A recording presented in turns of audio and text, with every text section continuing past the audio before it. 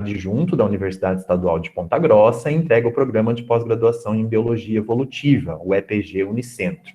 É coordenadora do Laboratório de Biodiversidade da UEPG e tem experiências nas áreas de microbiologia ambiental, biotecnologia, taxonomia e filogenia de procariotos. Muito obrigado, professora, e está com a palavra. Eu que agradeço, Igor. Bom dia a todo mundo, especialmente por vocês acordarem cedo, num sábado, para ouvir mais, né, sobre microbiologia. Para mim é um prazer, é um assunto que, como eu acabei comentando anteriormente, eu lido desde os meus 18 anos, lá na UniOeste, desde que eu comecei a graduação, eu já fui me encantando pela microbiologia, e interessante porque a microbiologia, né, ainda mais nesses tempos de pandemia, chega mais até nós como estudantes pelos aspectos maléficos, né, pelos organismos que são patogênicos, que têm esse tipo de interação com hospedeiros, e eu já desde o começo me encantei muito mais por aqueles que são a maioria, né, que trazem muitos benefícios para todas as formas de vida e para a biosfera como um todo. Né, então, a gente tem a biosfera como dependente da atividade desses seres que são imperceptíveis a olho nu. E daqui a pouco eu vou colocar aqui para vocês o slide. Quando o Igor sugeriu o tema para mim, né, biodiversidade, novos inoculantes, eu achei muito bacana, ainda mais agora vindo depois da palestra da Gabriela. Porque a Gabriela colocou o fim do processo, né, que já é o produto, que já é a aplicação, e eu venho bem da parte da academia, onde a gente faz o começo, né, onde a gente vê perspectivas, a gente vê onde podem surgir essas alternativas para problemas que nós temos, seja em agroecossistemas ou ecossistemas naturais. É muito importante pontuar isso, que essas soluções, elas podem ser aplicáveis para regeneração, para recuperação de áreas degradadas, inclusive de ambientes florestais. Então eu acho isso muito interessante, porque a gente está no Brasil, né, um país reconhecido pela sua megadiversidade, inclusive microbiana. Eu vou mostrar para vocês como, mesmo aqui dentro do Paraná, né, a gente não precisa ir lá para a Amazônia para fazer esse tipo de pesquisa. A gente aqui no Paraná tem áreas muito interessantes para descobertas de micro-organismos que podem estar presentes em produtos no futuro, solucionando várias demandas, tá? Então, esse tema acabou casando muito com uma área que eu sou realmente encantada. Eu vou compartilhar para vocês, eu peço que, por favor, vocês me avisem quando estiver aparecendo. Eu vou avisando aqui, gente. Isso, obrigada, Igor, porque eu não vou conseguir mais ver vocês. Sim. Apareceu? Ainda não. Não ainda? Ainda não. Vamos ver. Compartilhar. Aí você tem que escolher se é uma tela, a telinha. Aí, isso, começou. Isso aí, Começou, então deixa eu... Já estamos vendo. Se você quiser, é só aumentar. Isso, apresentar. Só no modo apresentação. Perfeito. Agora tá certo, pessoal? Sim. Beleza. Então, o tema da nossa conversa de hoje, tá? Eu vou procurar ser um pouco mais sucinta para que dê tempo de vocês fazerem perguntas, né? Que a gente consiga conversar. Caso não seja possível, depois eu coloco o meu e-mail, vocês podem me escrever, fica à vontade. Aqui eu coloquei de fundo uma imagem da minha região agora, né, eu passei muitos anos em Londrina, fiz faculdade em Cascavel, mas agora a minha casa é aqui em Ponta Grossa, nos Campos Gerais, e acabou sendo também o meu laboratório. Então isso aqui no fundo, esse lugar incrível que eu amo de paixão, que é o Parque Estadual do Guartelá, é o meu laboratório para pesquisas de biodiversidade e busca por novas bactérias como inoculantes, tá? Os nossos trabalhos são desenvolvidos no laboratório de biodiversidade, então foi um laboratório fundado pelo nosso grupo de pesquisa, é um laboratório novo, mas que já tem muitos frutos e alunos, né, eu acho que isso que é o mais importante, alunos com uma formação de excelência nessa área de biodiversidade, de estudos de bactérias multifuncionais. Bom, eu vou começar colocando essa revisão, pessoal, ela é uma revisão de 2015, tá? Recomendo fortemente essa revisão, e eu acho muito bacana quando os autores, né, na situação aqui, conseguem colocar de forma tão clara informações num resumo. Eu confesso para vocês que eu tenho sempre dificuldade de escrever resumos nos meus artigos, e eu acho muito bacana quando um autor consegue, de forma clara, elegante, colocar pontos importantes já no resumo. Esse resumo desse trabalho, que eu recomendo que vocês baixem hoje e leiam, ele coloca 3 trechos que eu acho muito interessantes e é o que me guiou por grande parte da minha carreira, assim, dentro da área de microbiologia, tá? Primeiro, ele coloca que as plantas, elas não podem ser consideradas como entidades únicas, e uma percepção mais holística, tá? Mais ampla pelas espécies vegetais é necessária. Também aqui no segundo momento ele coloca que a adaptabilidade das plantas é uma consequência não somente da planta em si, não somente do genótipo, do fenótipo dessa planta, como também da interação desse genótipo vegetal, desse fenótipo, com a sua microbiota, com um conjunto de micro-organismos que estabelece relações com as várias partes de uma planta. E esse conjunto, né, da planta com a sua microbiota é o que é denominado holobionte. Nesse sentido, tá, é sugerido que uma planta, ela pode modular essa composição da microbiota dela e ajustar de forma dinâmica essa microbiota de acordo com o ambiente. Então, nós temos, nesse sentido, planta e a sua microbiota como unidades evolutivas, e não somente a planta em si, tá? Por isso, quando a gente fala de adaptabilidade, de produtividade, a gente acaba, eu não sei se tem uns pop-ups aparecendo aqui, eu não sei se acaba atrapalhando para vocês, deixa eu tirar. Quando a gente fala de sustentabilidade, quando a gente fala de produtividade, quando a gente fala de regeneração de um ecossistema terrestre, inevitavelmente a gente acaba pensando no seguinte: nós precisamos ver essas espécies vegetais, seja de um agroecossistema ou seja de um ecossistema natural, como em conjunto com os seus micro-organismos. E se nós vermos essas espécies vegetais por esse ponto de vista, a gente só tem a ganhar, seja no desenvolvimento de novas tecnologias, ou seja em medidas, né, de sustentabilidade, de monitoramento ambiental. Opa!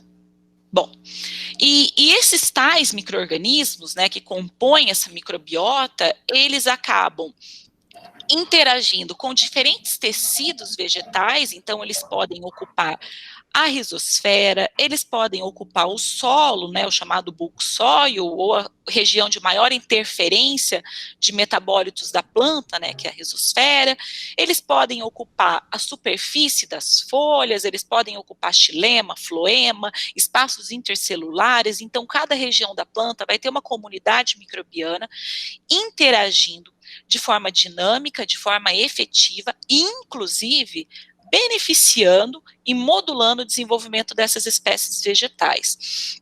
Durante muito tempo, esses micro-organismos, eles foram classificados em grupos funcionais, tá? Então, a gente tinha as bactérias fixadoras de nitrogênio, as bactérias que são capazes de produzir sideróforos e, com isso, proteger a planta contra patógenos, dentre outros mecanismos.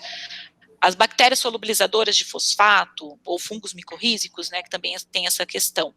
Mas eu prefiro falar para vocês dessas bactérias sob um ponto de vista maior, porque hoje já se sabe que uma mesma bactéria, uma mesma espécie bacteriana, ela pode beneficiar o desenvolvimento de uma espécie vegetal por múltiplos mecanismos. Então, por isso, eu gosto muito dessa terminologia e vou acabar usando essa terminologia com vocês, que são as bactérias multifuncionais. Eu não vou entrar muito na parte de fungos, porque acaba sendo uma área um pouco diferente. Eu já trabalhei com fungos, atualmente não trabalho mais, então vou me ater mais a esse conceito de bactérias multifuncionais. Então, essas bactérias, tá? elas podem, por múltiplos mecanismos ou únicos mecanismos, beneficiar o desenvolvimento das espécies vegetais, desde o momento da germinação da semente, tá? Até mesmo auxiliando essa planta a sobreviver, a se desenvolver em condições adversas, como em condições de estresses abióticos, tá? Então,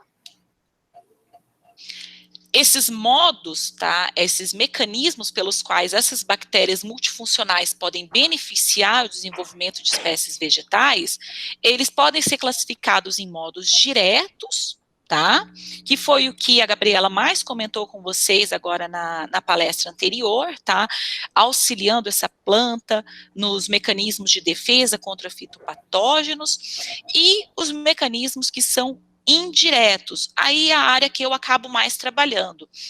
E o que a gente tem mais, na verdade, bioprodutos no mercado também, que é aumentando a capacidade de aquisição de nutrientes por essas espécies vegetais. O modelo que é mais conhecido é a fixação biológica de nitrogênio, que é um modo indireto, um mecanismo de interação simbiótica entre plantas e um grupo de bactérias denominados diazotróficos, e essa interação beneficia tanto o hospedeiro, pelo aporte de fonte de nitrogênio, quanto os microsimbiontes, porque eles acabam recebendo uma fonte de carbono constante pela espécie vegetal. Então, é uma interação simbiótica, talvez um dos modelos mais estudados de simbiose na ecologia, tá? E aí nós temos mais recentemente, né, a novidade do momento, né, algo que está crescendo bastante, inclusive uma nova linha de pesquisa do nosso laboratório, que é a solubilização de fósforo. Então nós temos já aí alguns produtos no mercado, principalmente o Bioma Fós, né, que está fazendo um sucesso gigantesco, com bactérias que conseguem aumentar a disponibilidade de fósforo para absorção direta pelos tecidos vegetais, tá? Além de outros vários processos, né, a modulação da fisiologia das raízes, indução de resistência sistêmica via produção de hormônios vegetais ou outros metabólitos. Então, por isso que eu falo que acho que o mais adequado é a gente chamar esses micro-organismos de multifuncionais, porque eles podem, um mesmo micro-organismo pode estar agindo em diferentes sistemas, tá? Um conceito bastante consolidado na ecologia microbiana é o conceito de grupos funcionais. Então, grupos funcionais, a gente atravessa as barreiras de taxonomia, de classificação de espécies, e simplesmente agrupa os micro-organismos de acordo com uma função, um nicho ecológico que eles ocupam. Tá? Então, esse exemplo que eu dei das bactérias diazotróficas, o que elas têm em comum? Todas elas possuem uma enzima chamada nitrogenase, na verdade é um complexo enzimático, codificado especialmente pelo gene NIFH.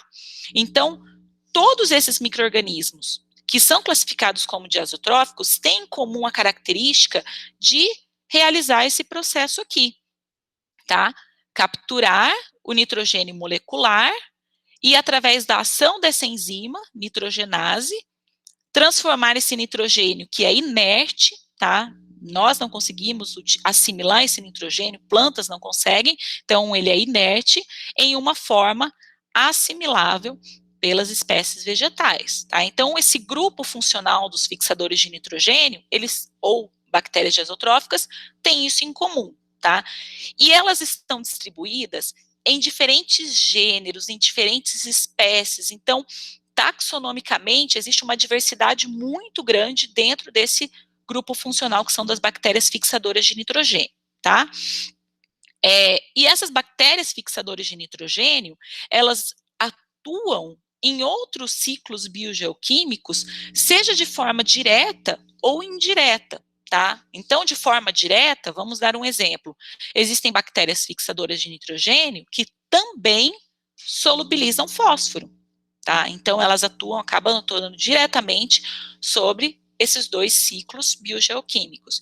E de forma indireta, porque a fixação biológica de nitrogênio, ela vai alterar a relação carbono-nitrogênio da biomassa e, consequentemente, afeta o ciclo do carbono. Então, vejam que tudo acaba sendo interligado e nós vemos esses micro-organismos de uma forma também mais ampla, como multifuncionais, acaba sendo também uma forma mais eficiente de estudo.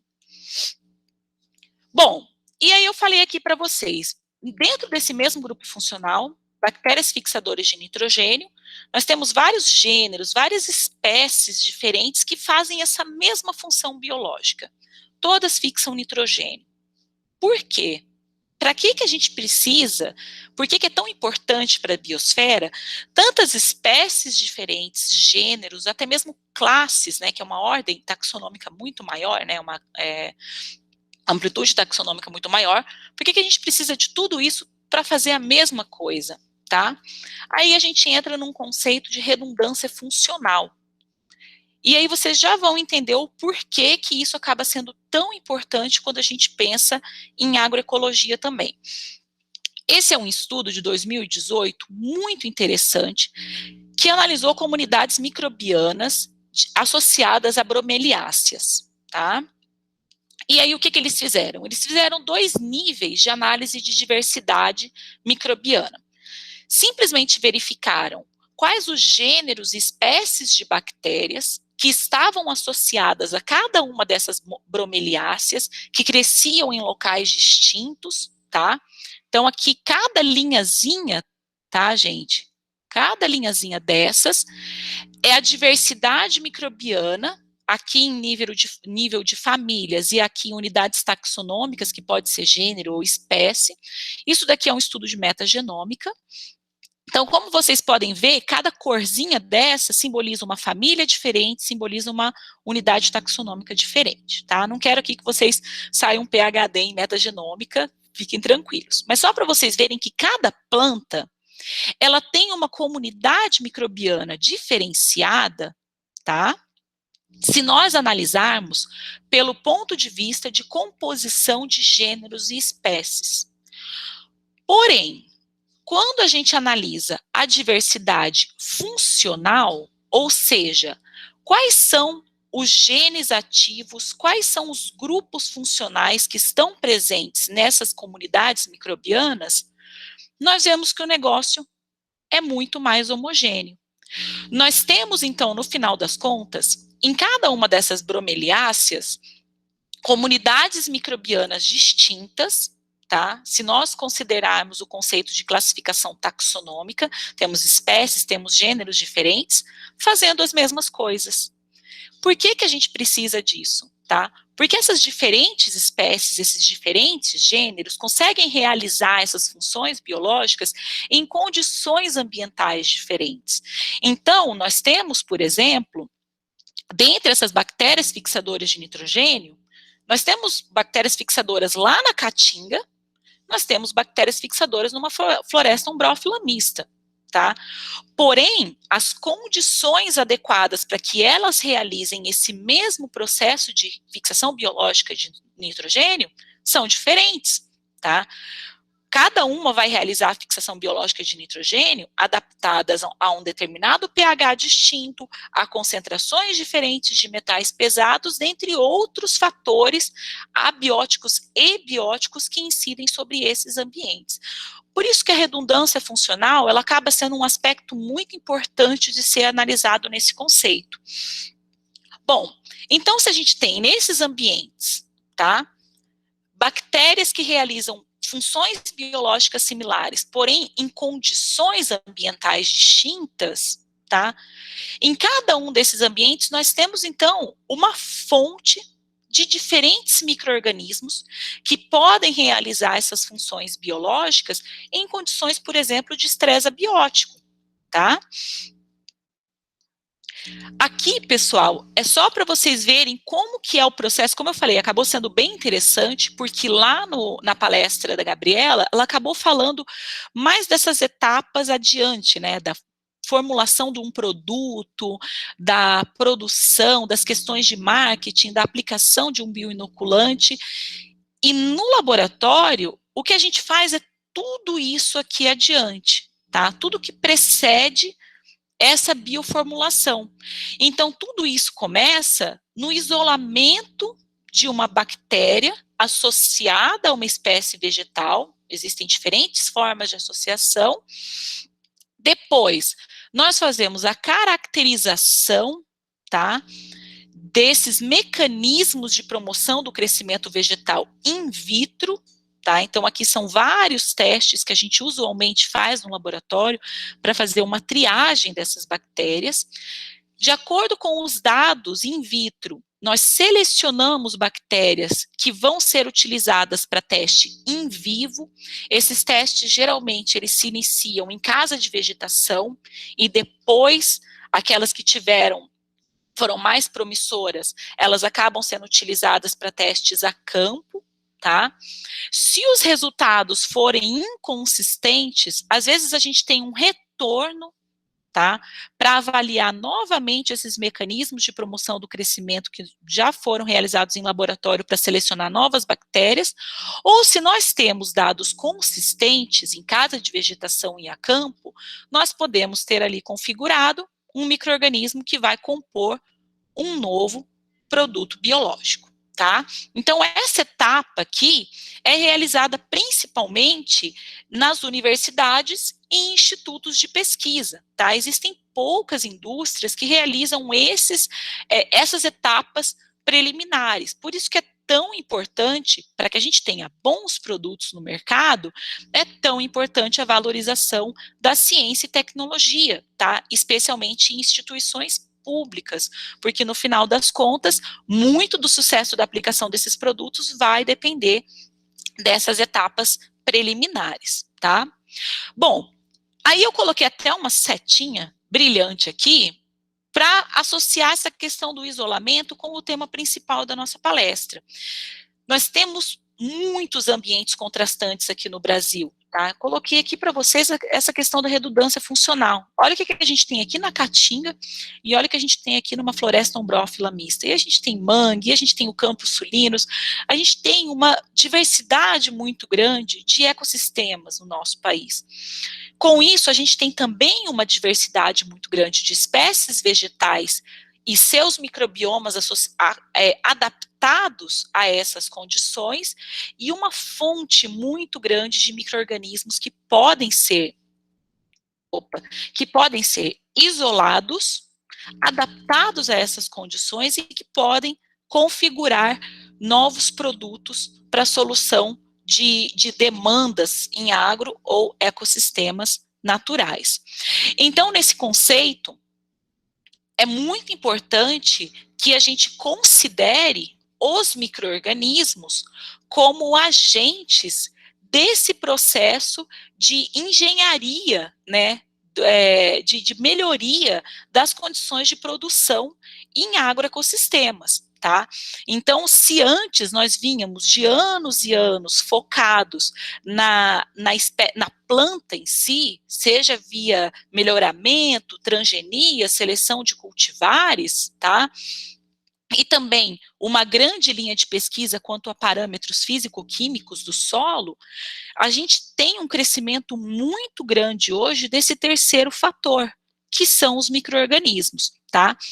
A gente pode, de forma muito eficiente, trabalhar, mexer com essa composição microbiológica e, assim, ter ganhos produtivos, não só com uma eficiência grande, mas também com um respeito muito grande às características naturais de cada ecossistema, tá? Diferentemente de quando a gente fala de um produto químico que vai causar um desequilíbrio muito maior em características do solo e, consequentemente, afetar o ecossistema como um todo. Então, essa tríade, tá? Ela acaba sendo realmente, é importante que a gente tenha um equilíbrio muito grande na visualização desses três componentes para a sustentabilidade de ecossistemas e, inclusive, uma agricultura com maior comprometimento ambiental, tá? Então, esses tais micro-organismos, né, que acabam aparecendo nessa tríade, eles podem melhorar a disponibilidade de nutrientes, aumentar até mesmo a capacidade fotossintética, promover, desde a germinação até etapas seguintes do desenvolvimento vegetal e ganhos produtivos. De forma direta, permitem ganho no que diz respeito à fertilidade do solo, permitem à planta uma maior tolerância a estresses bióticos e abióticos e atuam também sobre a imunidade da planta, né? E aí a gente já entra com uma maior tolerância também a fitopatógenos. Bom, então, como eu já tinha até comentado anteriormente, o Brasil ele é um país mega diverso, e quando a gente fala em mega diversidade, a gente fala de composições vegetais, de fitofisionomias, de espécies vegetais.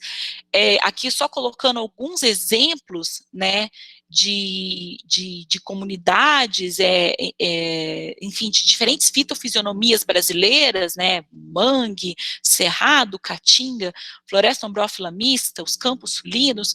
Então, em cada um desses ambientes, nós temos características muito particulares, espécies vegetais, junto com a sua microbiota, com uma adaptabilidade, né, a essas condições. E por isso, cada um desses ambientes configura uma rica fonte de novos micro-organismos, de micro-organismos com habilidades distintas dentro de grupos funcionais de interesse. Então, vamos dar um exemplo prático disso, tá? Acho que todo mundo conhece essa planta, pelo menos pela música do Luiz Gonzaga, né? Que é o mandacaru. O mandacaru, ele é uma espécie símbolo, né, da caatinga brasileira. A caatinga, ela é um bioma exclusivamente brasileiro, tá, pessoal? Isso daí também é uma coisa muito interessante. Uma região pouco preservada, a grande maioria do bioma da caatinga, ele não é preservado. E aí um trabalho muito bacana que se iniciou, se eu não me engano, em 2009, na Embrapa, pelo pesquisador Itamar de Mello. Eles estavam buscando bactérias que pudessem auxiliar na mitigação de estresse hídrico, tá? Principalmente focado em estresse hídrico. E aí, bom, mandacaru cresce na caatinga, tá? Estresse hídrico ali predomina, certo? Então, vamos isolar bactérias dessa planta, porque as bactérias dessa planta, elas possivelmente devem estar auxiliando, tá? Se a gente partir por aquele ponto de vista holístico, devem estar auxiliando essa planta no seu desenvolvimento num ambiente com tamanho estresse hídrico. Bom, então, primeira iniciativa, aqui a referência de um desses trabalhos, tá, gente? Dos trabalhos que têm os resultados finais dessa etapa. Foi feito o isolamento de bactérias rizosféricas, realizaram essa etapa que é muito importante, tá, pessoal? O nosso laboratório tem uma linha bem forte de taxonomia e filogenia bacteriana. É muito importante identificar, descrever qual é a espécie de micro-organismos que a gente está trabalhando, para ter certeza de que o risco ambiental dessas espécies ele vai ser o mais baixo possível, tá? Então, a taxonomia ela tem diversas importâncias, né? Seria uma palestra só sobre isso, mas a gente sempre inicia os nossos trabalhos com essa identificação a nível molecular. E esse trabalho fez a mesma coisa. Como a gente pode ver, as bactérias que eles isolaram e que tiveram melhores desempenhos in vitro, tá, quanto a características de promoção do crescimento vegetal, elas foram bactérias do gênero Bacillus, tá? Tem aqui identificação, acho que está meio difícil de ver, mas se vocês pegarem um artigo, vai dar para ver direitinho a árvore filogenética. Selecionaram algumas dessas bactérias, lá do mandacaru, para inoculação em milho em estresse hídrico, tá? E vejam a diferença, esse daqui é um milho não inoculado, com suporte nutricional, tá, pessoal? Porém, em estresse hídrico. E aqui nós temos as plantinhas inoculadas com bactérias do mandacaru, visualmente a gente já vê uma diferença incrível, mas o artigo traz também os parâmetros, tá, relacionados com a promoção do crescimento vegetal. E aí, em 2021, nós tivemos, eu não estou fazendo propaganda, tá? É só para mostrar para vocês o quanto isso é bacana. Nós tivemos um bioproduto sendo lançado pela empresa NOA Brasil, numa associação público-privada com a Embrapa, contendo esses bacilos isolados de rizosfera do mandacaru. Então, vejam que interessante. Essa composição, ela tem essa espécie aqui de bacilos, tá? Que é uma dessas daqui, isoladas nesse trabalho, caracterizadas, e assim, os dados foram incríveis, tá? Esse produto, ele tem já teve uma excelente aceitação pelos agricultores e tem uma estimativa de crescimento muito grande, já que a gente sabe que o estresse hídrico é um dos grandes problemas, tá? Na produção brasileira. O foco desse produto é o milho, mas já existem iniciativas de pesquisas para outras culturas também, tá? Inclusive da aplicação desse mesmo bioproduto para outros cultivos. E aí uma coisa que eu acho muito interessante nessa reportagem da Embrapa são esses dois aspectos aqui que foram colocados, que essa pesquisa ela começou lá em 2009, então vejam só, gente, em 2009 começou isso daqui, ó, o isolamento e essa caracterização. E em 2021, nós temos esse produto no mercado. Poxa, mas quanto tempo, né? É necessário. Eu vi que alguém fez alguma pergunta com relação aos riscos, né, de aplicação desses bioprodutos. Se a gente faz todas essas etapas de forma muito rigorosa, de forma muito correta, muito adequada, esses produtos eles só vão trazer benefícios, tá? Então esse tempo longo entre essa etapa de isolamento e um produto formulado, ele na verdade é porque esses mecanismos, essas etapas de verificação, elas são bastante rigorosas, bastante criteriosas, tá? Então, esse trabalho começou lá em 2009, tá? Para gerar um produto muito eficiente em 2001. E aí, outro aspecto muito interessante que é levantado é que é o seguinte: a caatinga, o bioma caatinga, ele usualmente ele não configura em políticas públicas de proteção ambiental, tá? Porque é usualmente descrito como um ambiente de baixa biodiversidade, que tem poucas espécies endêmicas, tá? Então, ó, menos de 2% da área está contida em unidades de conservação. E aí a gente pode ver que esse bioma, na verdade, ele pode abrigar muitos micro-organismos que configuram soluções biotecnológicas para problemas encarados em outras várias regiões do país. Então, é muito importante que a gente tenha essa atenção quanto a políticas de preservação ambiental, porque isso impacta direta ou indiretamente a sustentabilidade dos outros ecossistemas também, tá? Esse mercado, pessoal, de inoculantes microbianos do Brasil, como a Gabriela bem pontuou, ele só cresce. Eu recomendo esse artigo, que foi uma revisão que foi recentemente publicada pela Mariângela, o Marco Antônio e a Mariana, tá? E aqui mostra, olha só, o mercado de inoculantes no Brasil nos últimos 15 anos, vejam aqui em 2018, com destaque principalmente para os inoculantes líquidos, tá?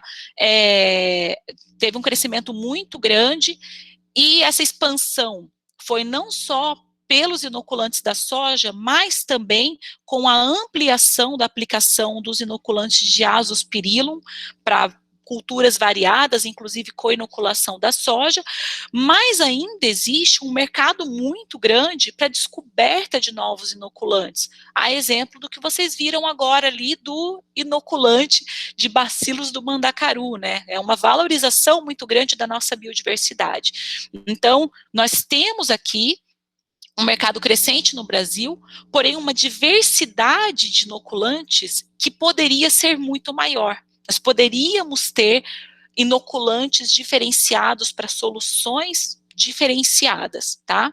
E aí que entra a pesquisa.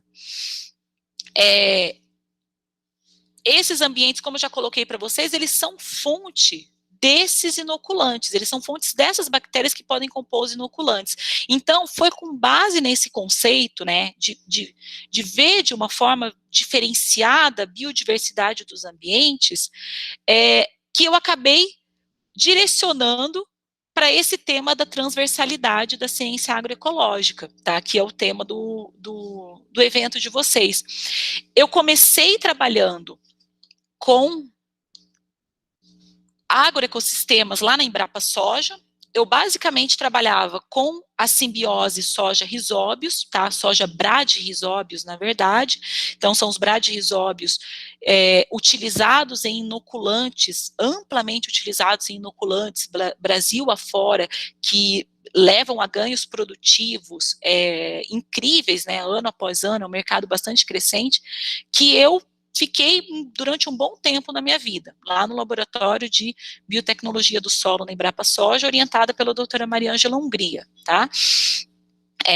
E assim, sempre trabalhei com esse modelo e com feijoeiro. Então, aqui são só, deixa eu colocar, aqui são só alguns dos trabalhos que na época nós publicamos, né, ali no laboratório, mas sempre com enfoque nesses modelos, tá? Soja bradyrhizóbio, feijoeiro risóbio, e sempre com enfoque em bactérias que já são utilizadas em inoculantes comerciais. Então, a gente queria, na verdade, em todos esses trabalhos, entender um pouco melhor dessa dinâmica da interação e descobrir por que essas bactérias são tão eficientes quando comparadas com outras, tá? Então, nós fizemos vários trabalhos nessa linha, tá? É importante dizer que essa interação leguminosas-risóbios é provavelmente uma das interações simbióticas mais estudadas, mas que, puxando por aquele lance que eu falei para vocês de grupos funcionais, a capacidade de fixação biológica de nitrogênio, ela é distribuída amplamente entre os micro-organismos. Então, nós temos diversos níveis de interação com espécies vegetais, desde aqueles micro-organismos que conseguem fixar nitrogênio de forma completamente independente de uma espécie vegetal, são os de vida livre, as cianobactérias, né, são muito estudadas em ambientes marinhos e estão sendo bastante utilizadas também agora para arroz, né, irrigado. Nós temos os associativos, são bactérias, a mais conhecida é o Azospirillum, né, está sendo bastante utilizado para trigo, milho, co-inoculação da soja. São bactérias que habitam espaços intercelulares ou superfícies de espécies vegetais, sendo então classificados como endofíticos ou epifíticos, e assim, eles revertem a um ganho no que diz respeito à quantidade de nitrogênio por hectare menor do que o sistema que nós mais estudamos, que são os endossimbióticos. Então, os endossimbióticos é uma interação bastante específica, coordenada, entre bactérias coletivamente denominadas risóbios e espécies vegetais de leguminosas, tá? Então, é uma interação muito específica, diferente dos associativos, tá, que conseguem interagir com vários grupos de vegetais distintos. Então, os risóbios, eles têm essa especificidade, e ainda assim tem uma especificidade de espécie de risóbio, espécie hospedeira, tá? Essa questão também é algo bastante importante. Se você tentar aplicar um inoculante para soja no feijoeiro, não vai dar certo, porque existe essa especificidade muito grande entre as bactérias que nodulam soja e bactérias que nodulam feijoeiro. E já a Azospirillum, vocês estão vendo que a Azospirillum, ele é aplicado em diversas espécies vegetais por causa dessa baixa especificidade. Então, acaba tendo uma gama maior no que diz respeito à utilização. Por outro lado, esses inoculantes contendo risóbios, eles revertem ganhos produtivos muito elevados para as culturas. E o interessante também dessa interação simbiótica é que ela leva à formação dessas novas estruturas radiculares, que são os chamados nódulos. Então, aqui é nódulo em soja, esses dois aqui são nódulos de espécies com mais importância ambiental, né, que aqui é Caliandra, uma espécie bastante utilizada em regeneração de agroecossistemas, de ecossistemas. A gente está fazendo um projeto agora junto com o pessoal aqui do Viveiro da Universidade Estadual Estadual de Ponta Grossa para utilizar bactérias na produção de mudas e também na regeneração. E aqui são nódulos de mimosa, também uma espécie que eu vou falar mais adiante para vocês, mas de mais implicação ambiental. Então, seja num agroecossistema, seja num ecossistema natural, num parque, numa unidade de conservação, esses micro-organismos todos vão ter uma importância crucial por representar um aporte de nitrogênio de forma natural para as espécies vegetais que os abrigam, tá? Aqui é só para mostrar para vocês como essas bactérias, esses rizóbios, eles estão distribuídos em muitos grupos taxonômicos diferentes, tá? Durante muito tempo pensava-se que os rizóbios eles só eram pertencentes à classe alfa proteobactéria. Então, são gêneros mais conhecidos por vocês, Bradyrhizobium, Mesorhizobium, Rhizobium mesmo, né? Agrobacterium, que agora também é classificado aqui nesse grupo. E mais recentemente nós tivemos o surgimento dos chamados beta-rizóbios. É muito recente, é coisa de 20 anos para cá, que os gêneros cupriávidos e Paraburkhodera são reconhecidos como eficientes fixadores de nitrogênio também. Então, esses daqui representam a novidade, né, no campo da rizobiologia. Então, como eu falei, trabalhei muito tempo com essa parte de bactérias que já são utilizadas de forma muito bem sucedida nas culturas da soja e feijoeiro, e aí em 2013 eu vim aqui para a UEPG.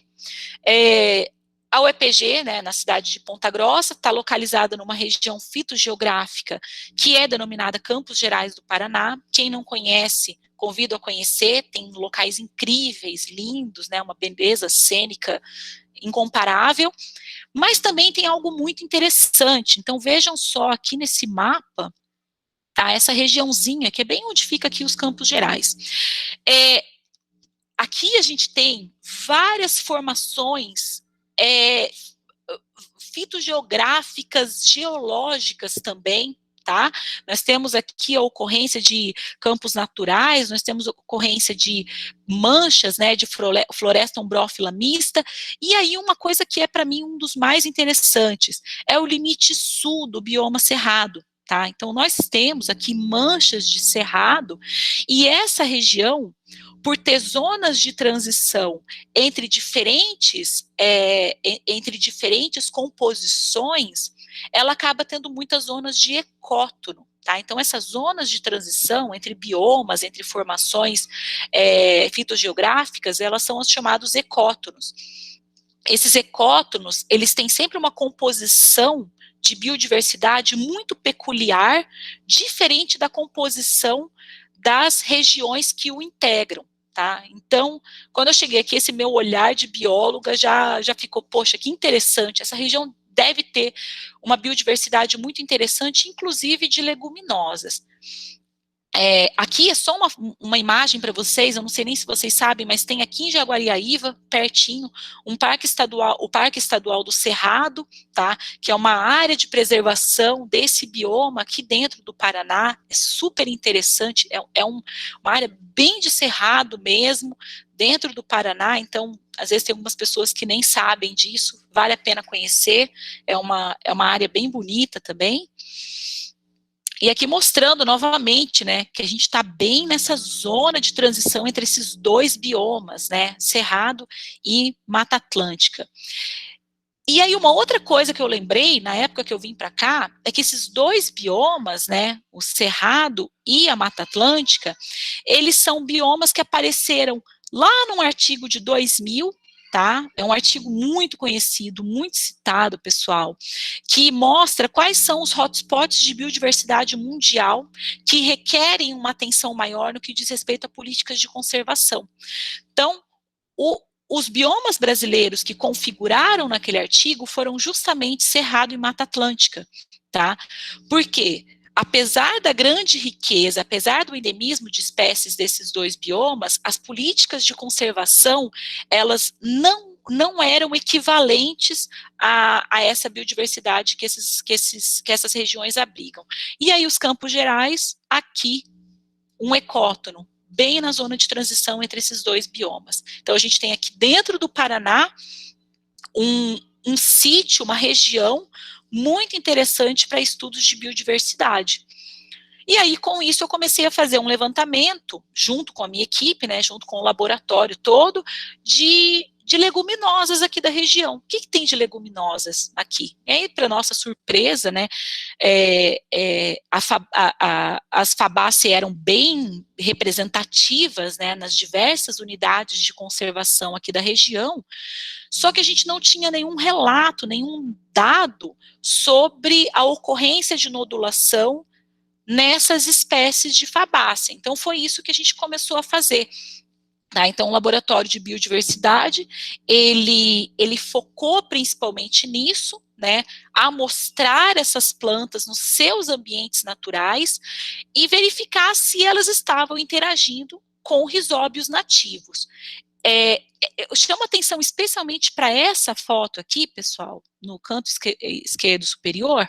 É uma aluna minha que agora trabalha, inclusive, numa empresa, numa indústria de inoculantes aqui em Ponta Grossa, e essas plantas, pessoal, que nós amostrávamos, elas geralmente cresciam e tinham nódulos em regiões com solo muito raso, arenoso, super ácido, pH 3,2, 3,4, e em fendas rochosas, em afloramentos rochosos. Então, era super interessante isso, né? A gente que é acostumado, eu passei anos estudando mais essa interação em agroecossistema. Quando você vai para um ecossistema natural, estudar esse mesmo grupo funcional de micro-organismos, você vê que esse processo está acontecendo em condições completamente distintas, tá? Então, nós levávamos essas plantas para o laboratório, tinha uma etapa realizada no herbário aqui da UEPG, né, no que diz respeito ao tombamento, catalogação dessas plantas. E aí, além dessa análise exploratória, o nosso laboratório tem dois grandes enfoques, que é a caracterização da diversidade genética desses risóbios e também a diversidade funcional e aspectos biotecnológicos dessas bactérias. Pensem só, se essas bactérias estão crescendo num pH tão ácido, solo super arenoso, com baixíssima retenção hídrica, e num afloramento rochoso, é porque elas podem ter características muito interessantes no que diz respeito a aspectos biotecnológicos. Bom, falando inicialmente dessa questão de diversidade genética, aqui é só umas imagens de campo, tá? Então, apesar de ser microbiologia, a gente tem esses dois lados, né? O nosso laboratório também acaba sendo essas unidades de conservação aqui dos campos gerais, tá? Aqui são algumas das espécies que nós amostramos como sendo nodulíferas, então, com nódulos nos seus ambientes naturais. Esta lista já está bem desatualizada, faltam aqui as plantas que nós amostramos no Parque Estadual do Cerrado também, e algumas outras várias espécies nesses outros parques. Convido vocês a conhecer cada uma dessas unidades de conservação, que é incrível. E aqui as características físico-químicas, como eu comentei, solos ácidos, bem arenosos, baixa fertilidade, índices de alumínio super altos. Então, num primeiro ponto de vista, a gente começou a fazer essa análise da diversidade genética dessas bactérias. Roseli, só para a gente encaminhar para a reta final, não sei o tempo que você cronogrou aí, mas... E eu esqueci de ligar o cronômetro, tá? Tá quase. Tá. Quando a gente foi fazer a análise filogenética, né, caracterizar taxonomicamente essas bactérias, nós já vimos que elas eram muito diferentes de todos os risóbios já conhecidos, tá? E isso levou à descrição de uma nova espécie, que a gente deu o nome de Paraburkholderia guartelaensis em menção ao Parque Estadual do Guartelá, de onde ela foi isolada, tá? Deixando bem claro que numa região de ecoto, num hotspot de biodiversidade. Nós também realizamos esse mesmo tipo de análise para outras espécies do gênero Mimosa, Paranapiacabe, crescidas no Parque Estadual do Guartelá, e Mimosa micropteris de Vila Velha, que eu coloquei aqui no fundo a imagem de Vila Velha, novamente com novos grupos bacterianos, que a gente vai agora descrever como sendo novas espécies. Então vejam como a região, ela realmente abriga muita novidade no que diz respeito à biodiversidade microbiana.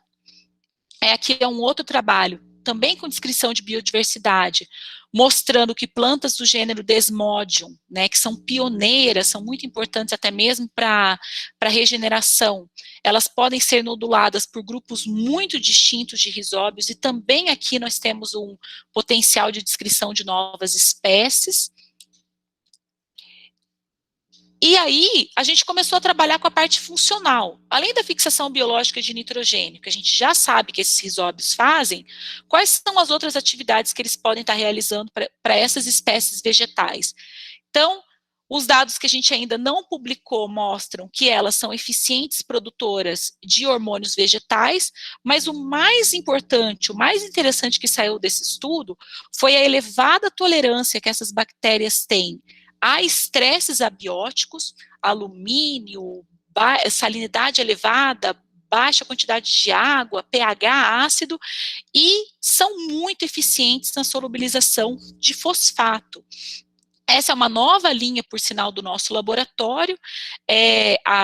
Os índices de solubilização de fosfato que nós obtivemos até agora com essas bactérias foram super elevados, tá? Especialmente em comparação com dados publicados, e elas não são bacilos, né? Elas são rizóbios, elas são paraburcodérias, então diferente do que a gente tem até hoje, mais divulgado no que diz respeito à solubilização de fósforo. Então vejam que de um ambiente natural, nós vamos ter aí potencialmente novas bactérias para produtos biológicos. A gente está na etapa de testes em casa de vegetação para milho, tá, dessas bactérias, e espero que no futuro a gente tenha boas notícias, né, a exemplo do que aconteceu ali no Mandacaru com relação a essas bactérias.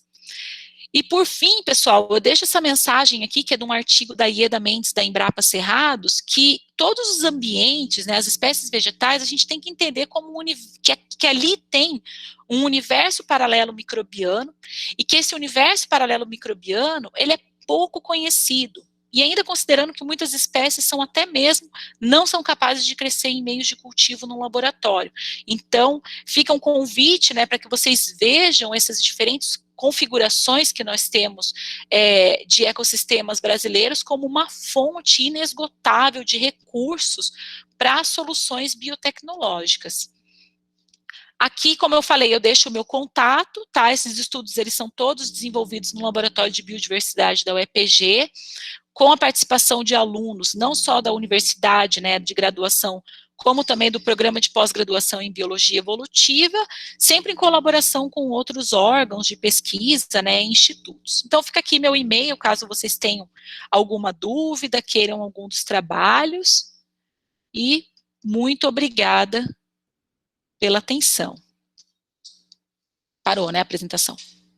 Espera um pouquinho, Sim, eu só vou interromper a gravação para a gente poder depois compartilhar independente, tá bom? Eu vou selecionar aqui as perguntas que eu havia